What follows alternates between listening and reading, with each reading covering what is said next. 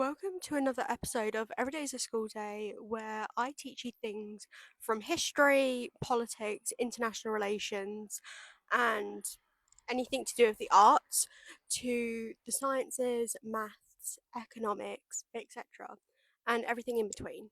So today we are going to be looking into the inquiry of why are some people avoidant? Now, avoidant behaviours are primary defence mechanisms rooted in developmental psychology and neurobiology, developed to mitigate chronic relational distress. It can be characterised in three primary domains. Number one, attachment theory. Now, avoidant behaviour can be primarily understood through attachment theory, which was originally conceptualised by Bowlby and expanded by Ainsworth. And there are two types of attachment that goes into this. First one is dismissive avoidant attachment. This has resulted from consistent childhood neglect and the invalidation of distress by caregivers, so for example, parents, and as a result of that, the child slash the infant will deactivate their attachment system to prevent chronic rejection, internalizing a model of hyper-resilience, of suppressing overt proximity seeking behaviours. I am reading my notes, by the way, as well, that I made on this question. I do make notes on every question and try and kind of read off them sometimes.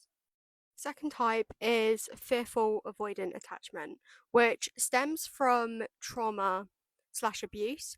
The caregiver will serve as a source of fear, but also a safe haven according to the child.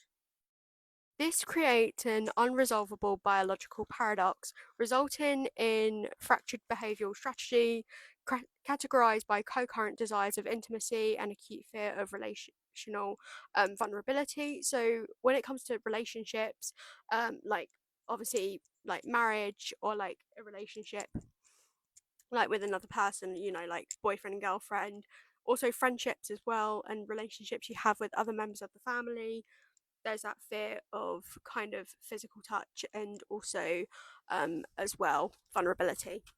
The second domain that this dives into is clinical and diagnostic manifestations. This is when avoidant behaviour transitions from being a personality trait to a clinical diagnosis.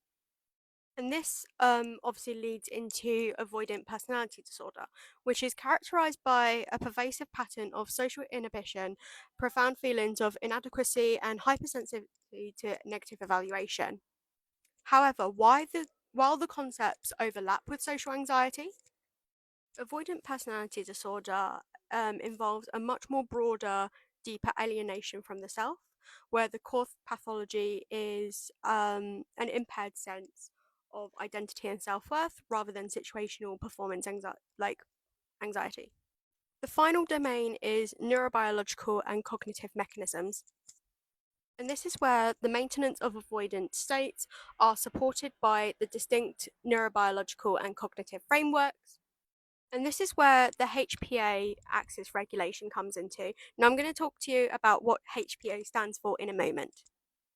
So, the HPA axis regulation is when individuals with avoidant adaptations often showed altered hypothalamic pituitary adrenal axis, which is the HPA reactivity. While they may appear behaviorally calm during stressors, psychological markers, example, evaluated heart rate and like cortisol levels, demonstrate high internal automatic aerosol. And you've also got the cognitive deactivation strategies. So, the cognitive deactivation strategies are when avoidant individuals employ unconscious cognitive strategies to divert attention away from attachment related threats. This includes the rapid suppression of emotionally charged memories and the intellectualization of relational conflicts to bypass effective processing.